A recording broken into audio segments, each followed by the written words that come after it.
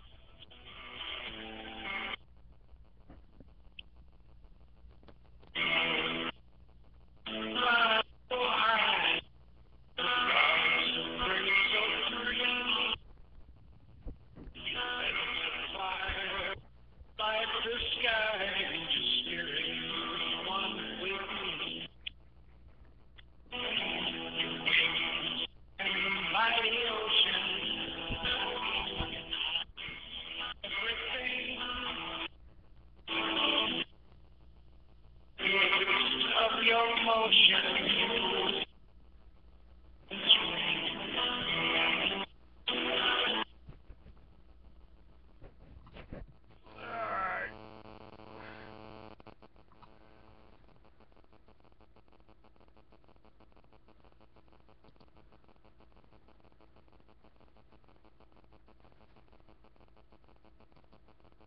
Yeah, let's see if I got something else here that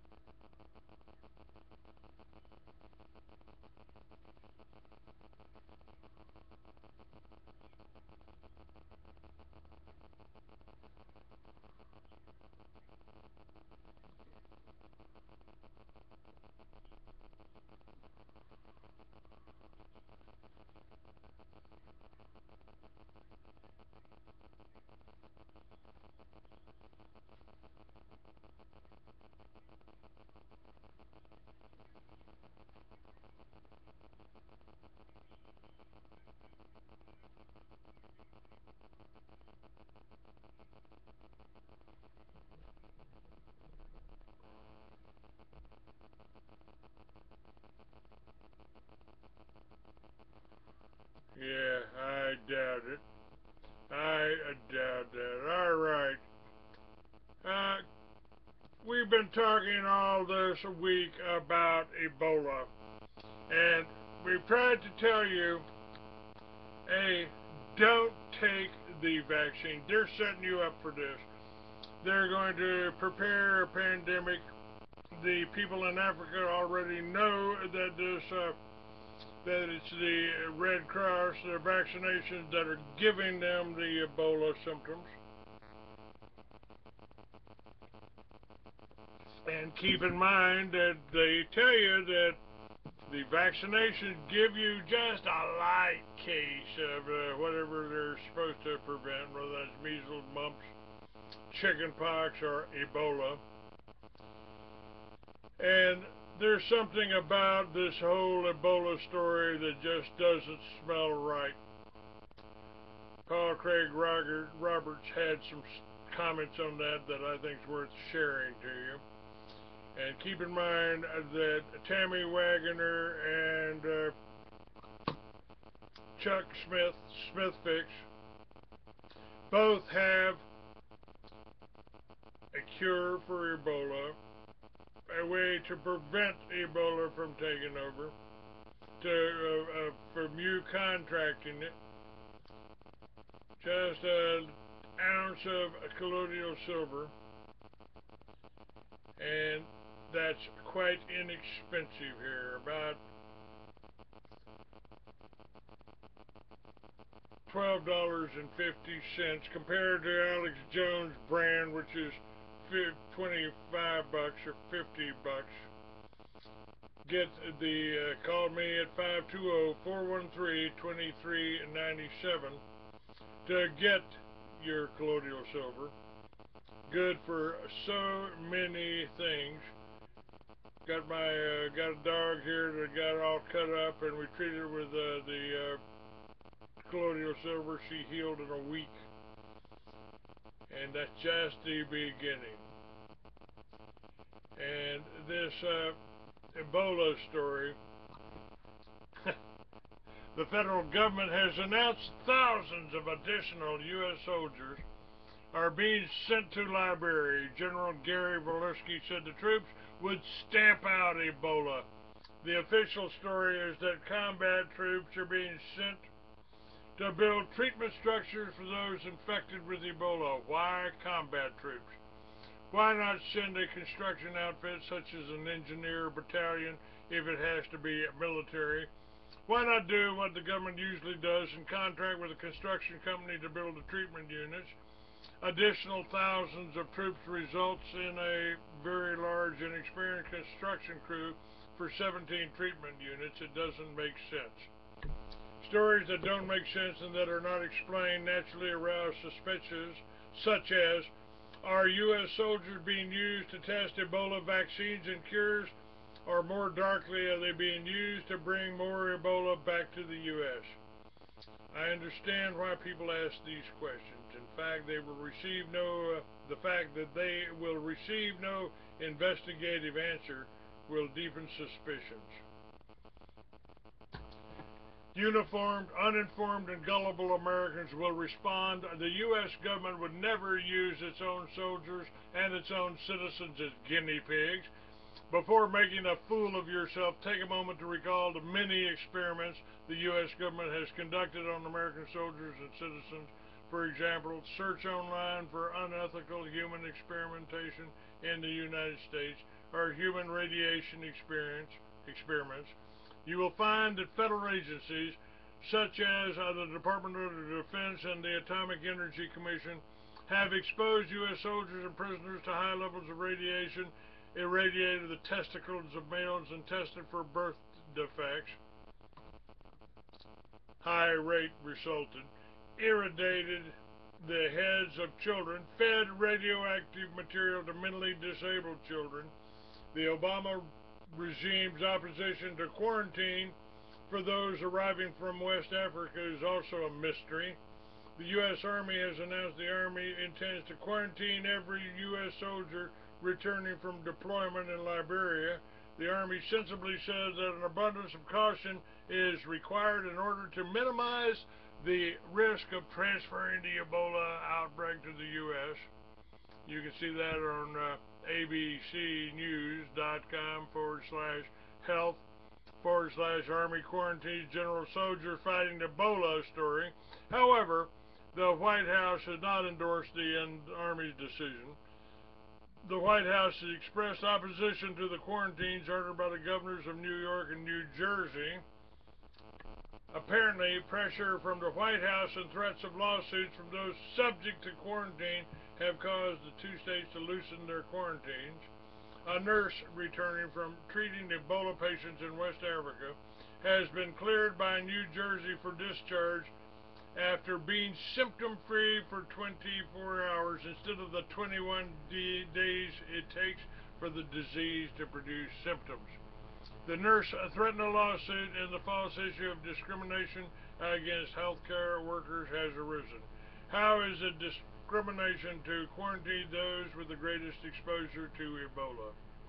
Once symptoms appear, an infected person is dangerous to others until the person is quarantined, as the CDC has now been forced to admit, after stupidly denying the obvious fact. The current Ebola strain can spread by air. All it takes is a sneeze or a cough or a contaminated surface. In other words, it can spread like flu. Previous denials of this fact help create the suspicion that the new Ebola strain is a weaponized biowarfare strain created by West government labs in West Africa.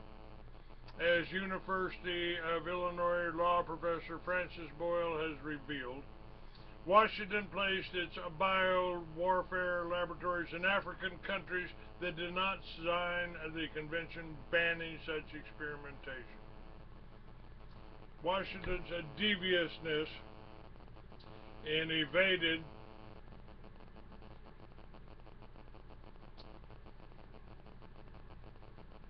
The convention that the U.S. government signed has produced another suspicion. Did the new Ebola strain escape? Perhaps via some lab mishap that infected lab workers? Or was the strain deliberately released in order to test if it works? Only intelligent and responsible policy is the only intelligent and responsible policy is to stop all commercial flights to and from Ebola areas.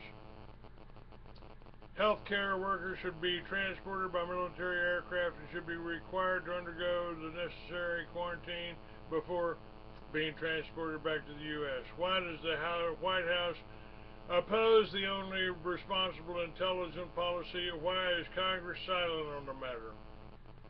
The resistance to a sane policy fosters the suspicion that the government or some conspiracy group intends to use Ebola to declare martial law and herd the population or undesirable parts of it into the FEMA camps that Halliburton was paid to construct without the public ever being told the reason for the camps. It is certainly strange that a government involved in long-term wars in the Middle East, the purpose of which is unclear to the public, and fomenting conflict between Russia and China, two countries armed with nuclear weapons, would so recklessly create more suspicions among the public of its motives, intentions, and competence. The democracy requires that the public trust the government, yet Washington does everything possible to destroy this trust and present a picture of dysfunctional government with hidden and undeclared agendas. Now, this information and the next one I'm going to share with you comes from Dr. Paul Craig Roberts, who was the Assistant Secretary of the Treasury for Economic Policy and Associate Editor of the Wall Street Journal. He was a columnist for Business Week, Scripps Howard News Service, and Creator Syndicate. He's had many university appointments. His internet columns have attracted a worldwide following. Roberts' latest books are The Failure of Laissez-Faire, Capitalism and Economic Dissolution of the West, and How America Was Lost. And he's done more. He's done more, and you need to understand this because I think he is right on. Let me look at the blog talk. We've got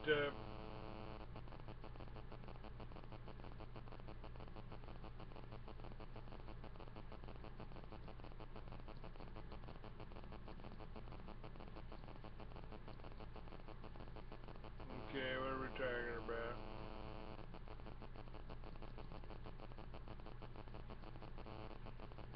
Let's see what this one is.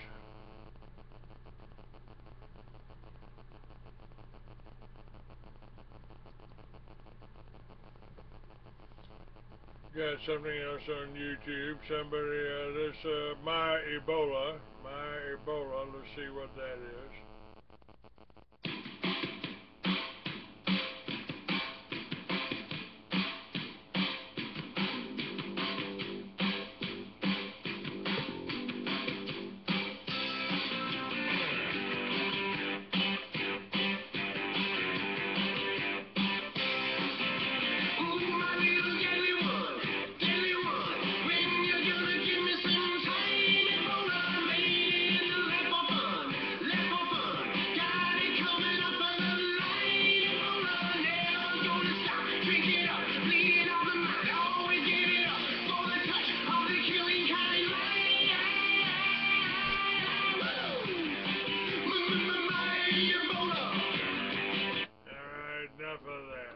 Enough of that.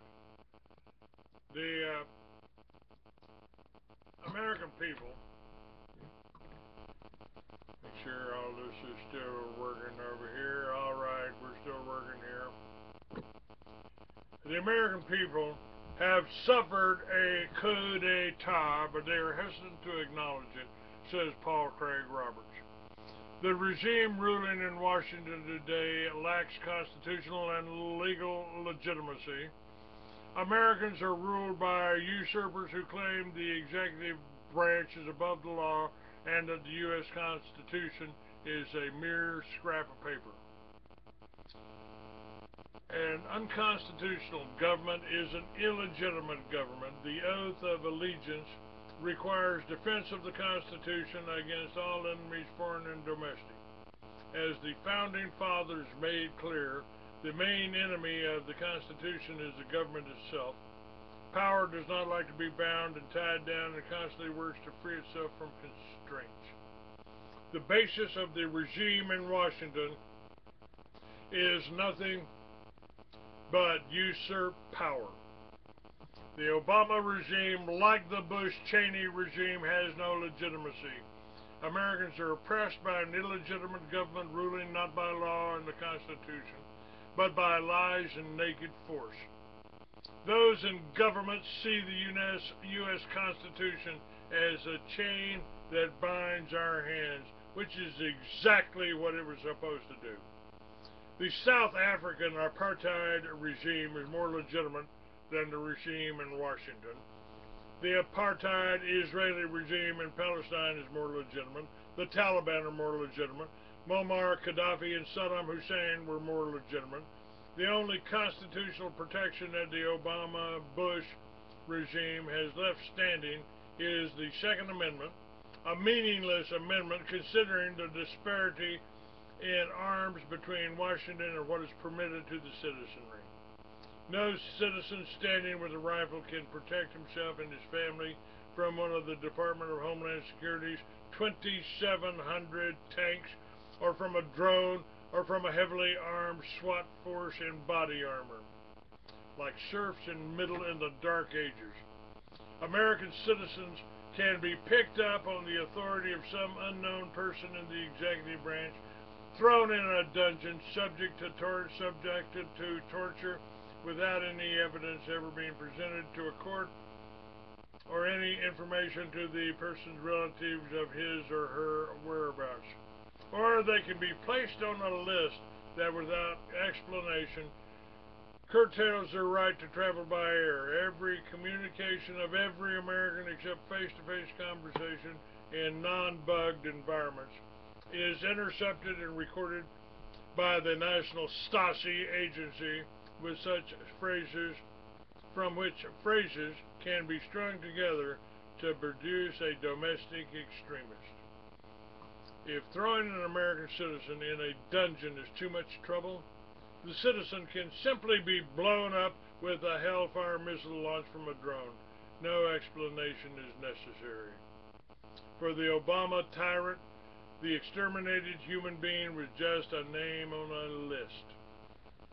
The President of the United States has declared that he possesses these constitutionally forbidden rights, and his regime has used them to oppress and murder U.S. citizens. The President's claim that his will is higher than law and the Constitution is public knowledge, yet there's no demand for the usurper's impeachment. Congress is supine, the serfs are obedient.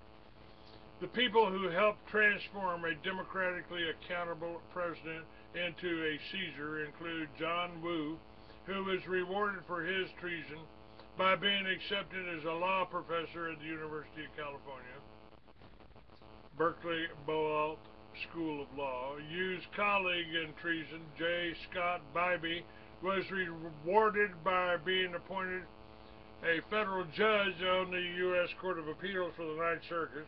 We now have a Berkeley law professor teaching and a federal circuit judge ruling that the executive branch is above the law. The executive branch coup against America has succeeded. The question is, will it stand? Today, the executive branch consists of liars, criminals, and traitors. The evil on earth seems to be concentrated in Washington. Washington's response to Edward Snowden's evidence that Washington, in total contravention of the law, both domestic and international, is spying on the entire world and has demonstrated to every country that Washington places the pleasure of revenge above law and human rights. On Washington's orders, its European puppet states refused overflight permission to the Bolivian presidential airliner carrying President Morales and forced the airliner to land in Austria and be searched. Austria thought that Edward Snowden might be aboard the airliner. Capturing Snowden was more important to Washington than respect for international law and diplomatic immunity. How long before Washington orders its UK puppet to send a SWAT team in to drag Julian Assange from the Ecuadorian embassy in London and hand him over to the CIA for waterboarding? On July 12th, Snowden met in the Moscow airport with human rights organizations from around the world. He stated that the illegal exercise of power by Washington prevents him from traveling to any of the 3 Latin American countries who have offered him asylum. Therefore, Snowden said that he accepted Russian President Putin's conditions and requested asylum in Russia. Insouciant Americans and the young, unaware of the past, don't know what this means.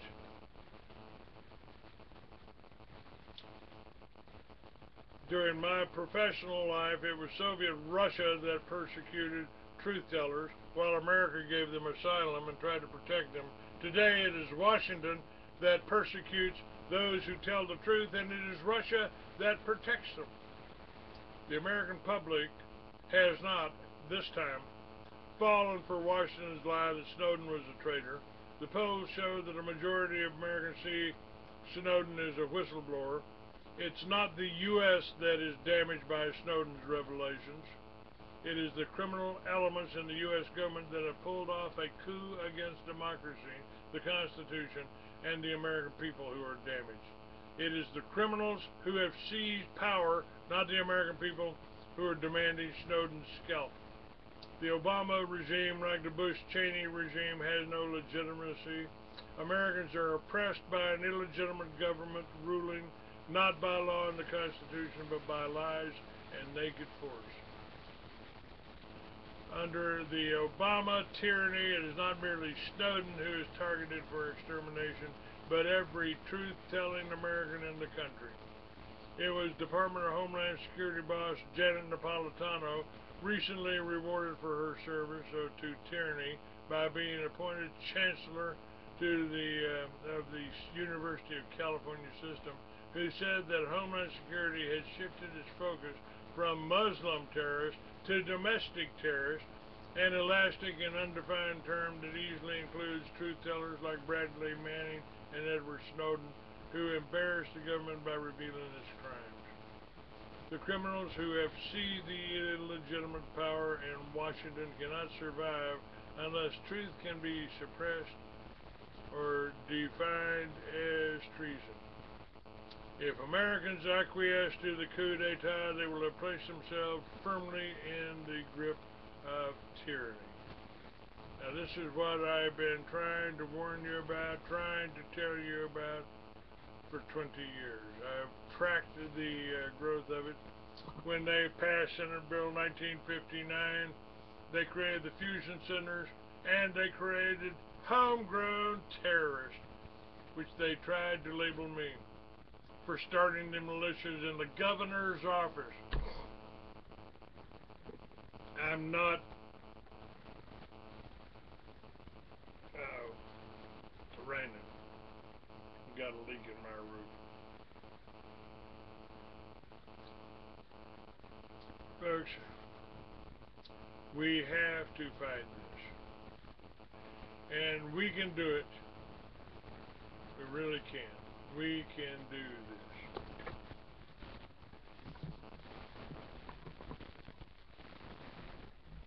I've had the plans, and we've talked about this for a long time. The Liberty Village concept, we'll tell you about that. The plans, the stories that I wrote as fiction 45 years ago, I am working on now to bring back out again, because it was really a viewpoint into the future. And I've tried to tell you that the war on drugs is a war on the American people. In my book, Mystery Babylon, and you need to get that. You can read it, all 500 pages, for $10. Right now. Right now you can get it. And that's got over 500 pages that tells you the history of the banksters that are the main problem in this country. The main problem in this country are the banksters. And Mystery Babylon will show you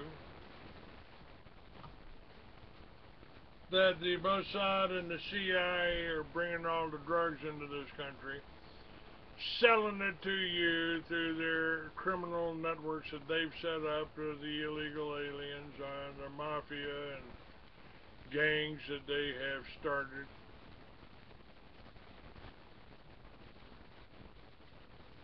There's an answer to all this. Abolish all laws against victimless crimes. It ain't that hard to do. It's unconstitutional. The war on drugs is unconstitutional. Abolish the laws against victimless crimes. Now they've started to do that half-assed. The fact that you can smoke pot in 20 states now without going to jail if you bribe a doctor is part of your signs. Part of your signs. That what they've done to you for the last 50 years is simply criminal. They've made you a criminal with criminal laws. If they can arrest you, if a man with a badge can arrest you and put you in jail and put you in prison and force you to work for IBM for commissary money, 25 cents an hour maybe, and work for IBM or Hewlett Packard or one of these other companies, that's slave labor. That's what we accused China of doing. And we've talked about Putin being kicking the oligarchs out. China is starting to snap to what they're doing, and it took the Russians 100 years of being under communism. But what you need to understand is that we've been under communism for 100 years, and the communism was started and financed by the bankers, many of them Jewish. We need to stop this. We need to make a change.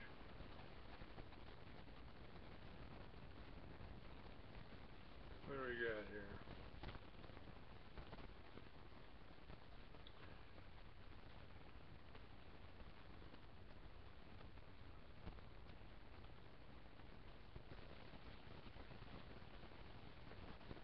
Alright, somebody's trying to send me something about Ebola.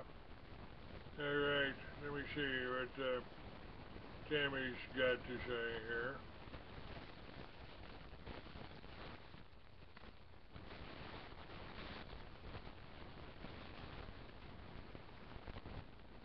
Okay, here we go. The FDA orders Pear to stop calling their product a cure for Ebola.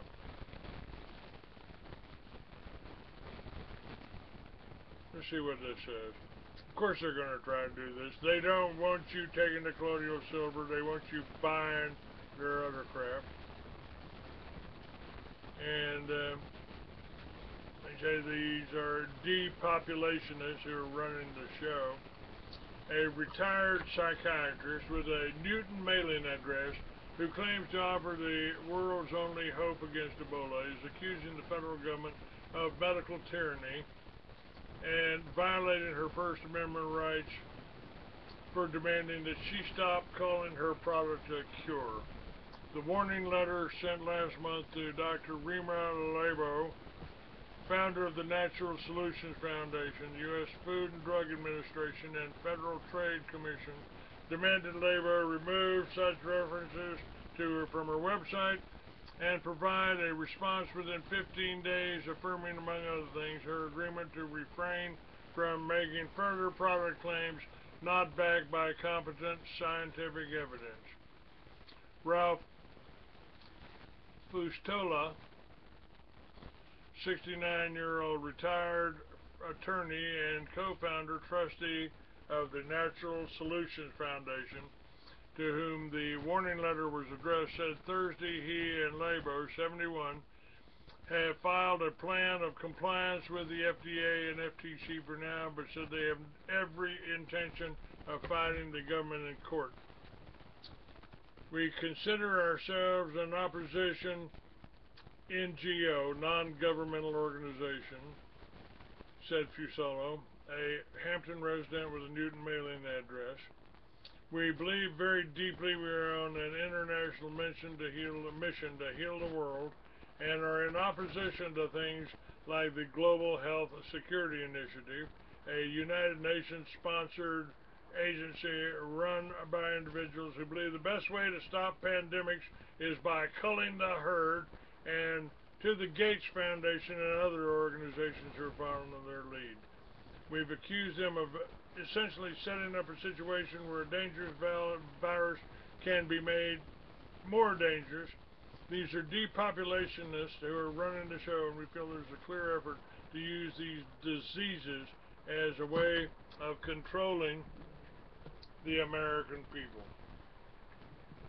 Now, I don't produce anything other than this radio show and the information. As an investigative reporter,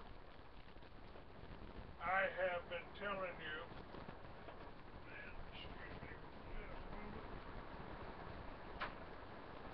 while I try to save my mattress here.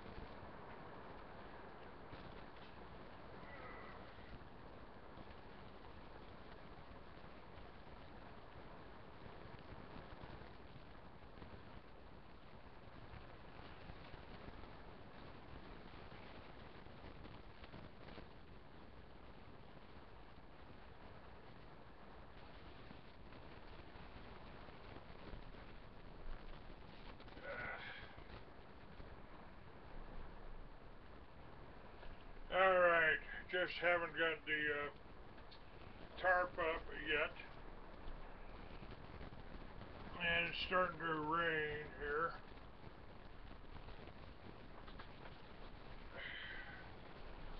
Stay with me while I warm up the coffee.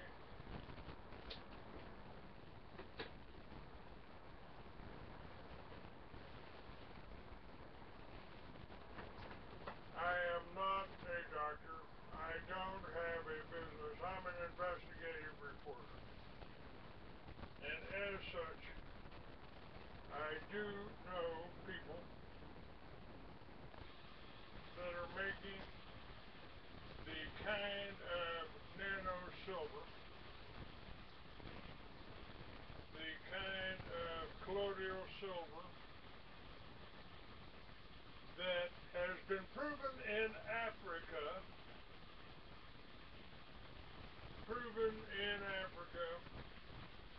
to counter the Ebola virus, stop its spread, and it has been proven effective even by the U.S. government studies, by the U.S. Army studies, to be effective in controlling, so let's say controlling, not curing, controlling the Ebola virus. And we've also known for years here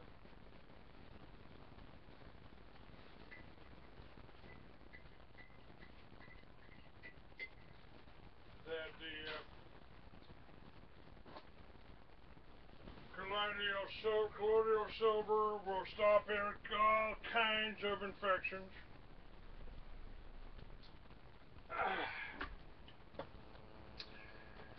Unfortunately, colloidal silver don't do anything about my back here, but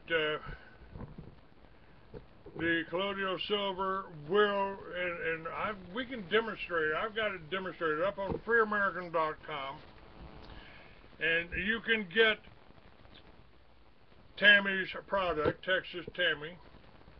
You can get her product up on my website, shop.freeamerican.com. You can get a 16-ounce bottle or you can get a 32-ounce bottle simply by calling me at 520-413-2397.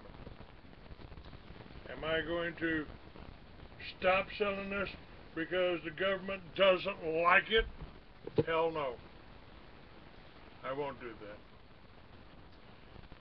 And this Ebola is as good as anything that Rima LeBeau is putting out, and probably better than what Alex Jones is trying to sell you for twice what it is. But that's the Jew in Alex. You got to make that a little bit extra there, charge you a little bit more,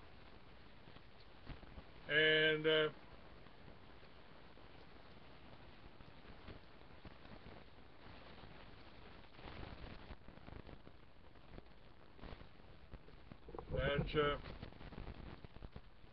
just the way that they do things here.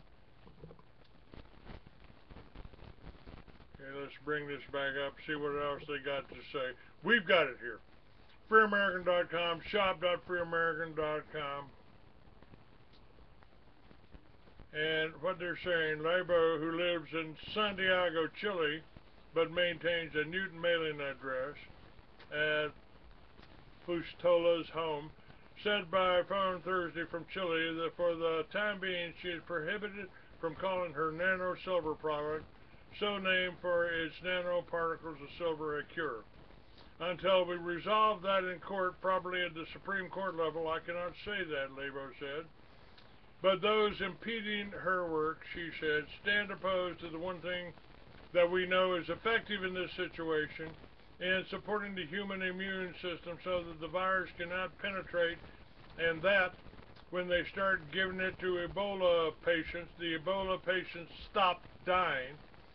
On her website, drrimatruthreports.com, Lebo says cites statements by Sierra Leone's information minister, Alpha Canoe, the government official who is said to have attested to patients surviving Ebola after having been given the nano silver product.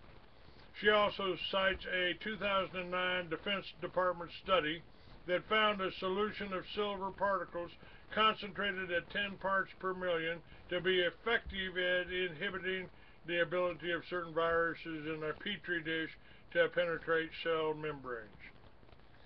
She acknowledged that no such studies exist to corroborate whether the product is effective at treating human populations, let alone if the patient surviving Ebola did so as a direct result of ingesting the nano silver product.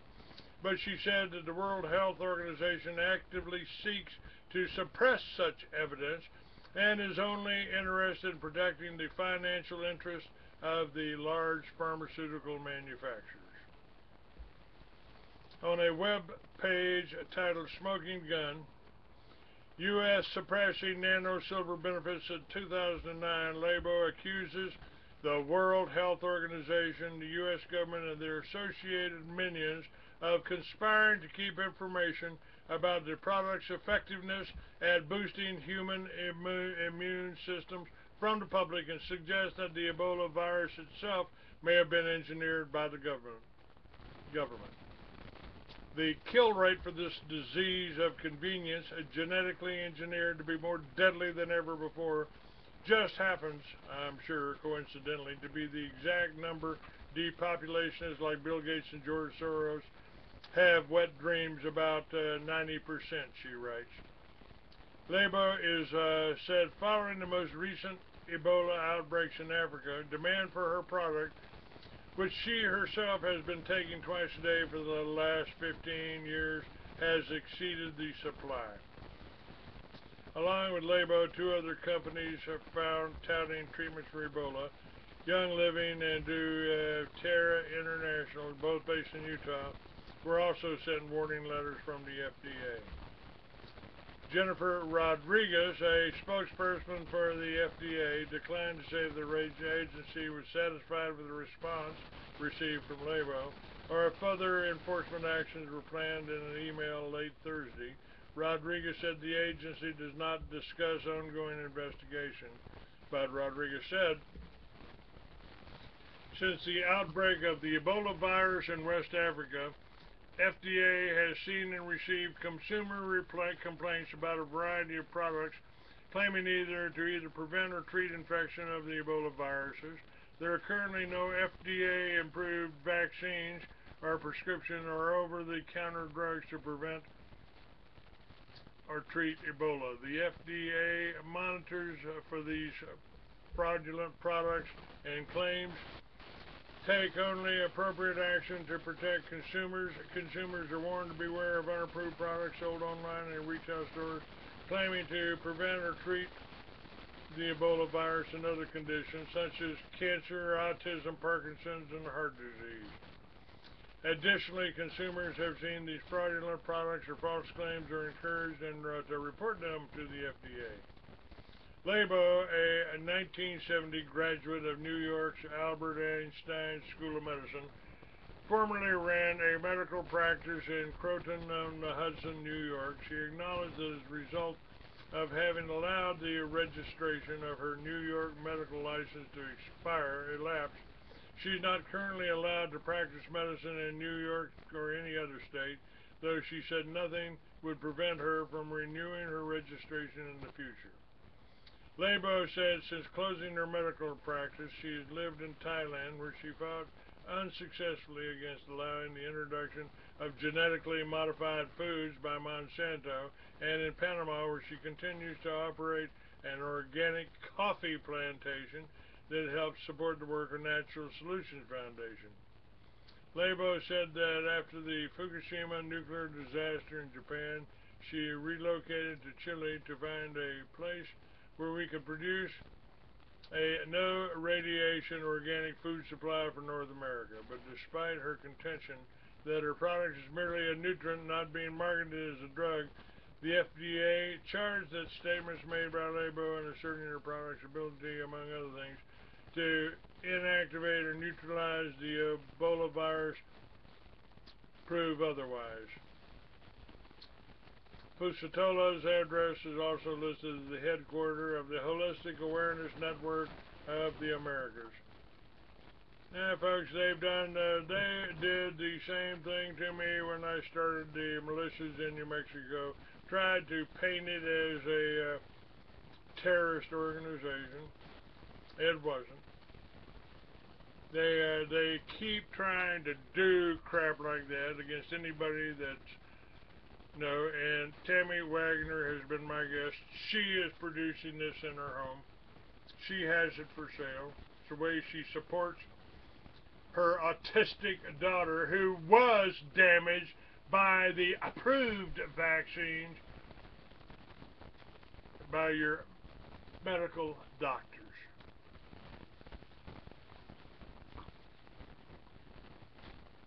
And also remember that I am an advocate of legalizing all drugs, abolishing all laws against victimless crimes. More people die from prescription medication, approved medication, put out by the big pharma, by their drug dealing doctors. More people die from these prescriptions, legal prescriptions, than from all the cocaine, all the heroin, and absolutely no one has ever died of marijuana in the world.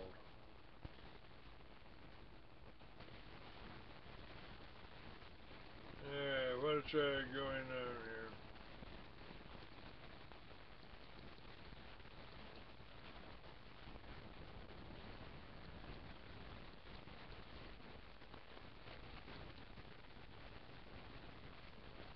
In the chat room, they're saying, my Canadian friend here says he's surprised that nobody's ever claimed the White House. He's calling the White House is racist here.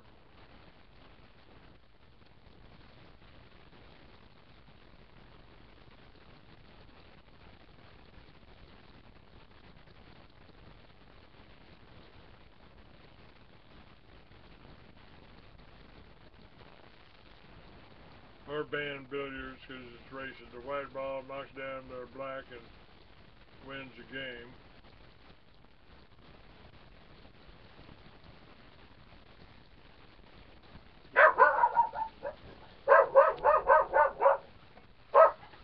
Alright. Okay, that's enough. That's enough. That's enough. Almost out of time here. We got company, obviously.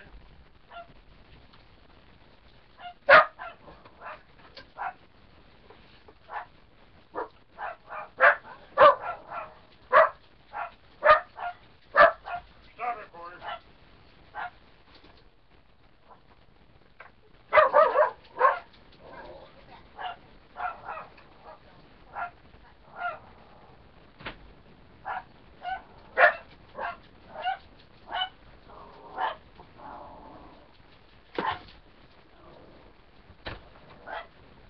You guys, get back up here. Get back up here and lay down. Come on.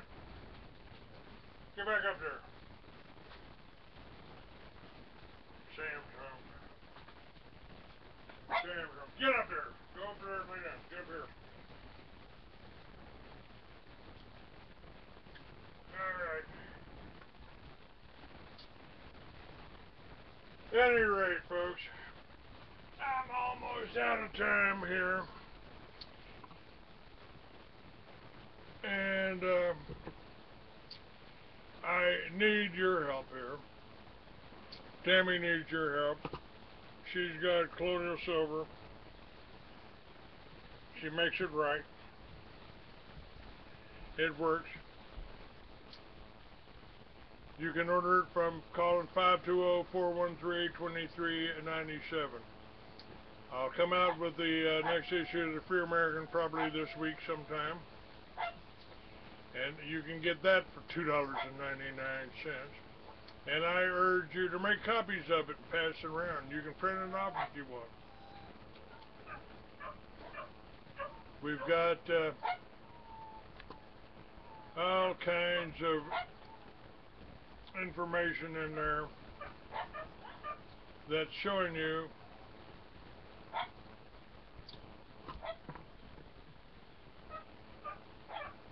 what's happening here. What's happening here.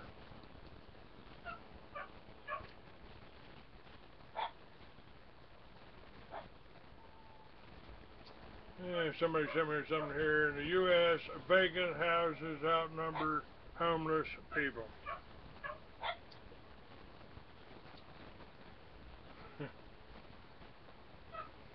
Alright. We got all of these things done. I'm going to freeamerican.com is where you can get links to the show. If you're in a library, go to facebook.com, go to Free American 69. And we're going to cut this one off early. I've got things to do here. It's raining like hell here. Roof's leaking. So I'm going to cut this show short. Sorry about that. Truth and Crusade can put something else on. It's, let's see what I've got here. It's an election day, but I'm certainly not going for this. And the whole thing about legalizing marijuana, there's now the Marijuana Business Daily's third annual conference and expo from November 12th through 14th. The conference organizers expect this third annual event to be the biggest in the industry with nearly 2,000 attendees. It's being held at the Rio in Las Vegas from November 12th through 14th. Your registration includes networking breakfast, lunches, and cocktail parties. 70 speakers. And we're out of here. We're out of time. God bless you. I'll see you tomorrow. FreeAmerican.com, 520-413-2397. And go to FreeAmerican.com, click on the donate button, and send what you can. Not a politician, that money's not going to the, every dime you send a politician, he spends it with the mainstream media. Your donations here to me, to the Free American, keep the show on, keep the guests on, keep the information coming, because I don't sell advertising. I'm not promoting something that, that I don't know about and I can't speak about. And if you go to shop.freeamerican.com, you can get the latest issues of the Free American magazine. You can get my books, Mystery Babylon, The New World Order Unveiled. That'll tell you about Operation Watchtower. It'll tell you about the drug smuggling operations here, run by our presidents, very own presidents, Bill Clinton, George Bush, the Israeli, and the CIA. They tried to kill me over that. They tried to kill me over the Free American magazine and the truth about the Israeli involvement in 9/11. So you need to make up your mind. God gave you free will. You can choose to be good or evil. You can choose who you want to help. What politician has ever done anything for you? Really, guys. Think about that. All the people you've donated to, all the people that you've sent to Washington, none of them have helped you. We need to clean house. If you're going to vote, vote out the incumbents. They've done nothing for you. Get some fresh blood in there, and maybe we can educate them enough to prevent and turn around this vicious cycle, this coup d'etat that I talked about in this issue. Thank you. God bless.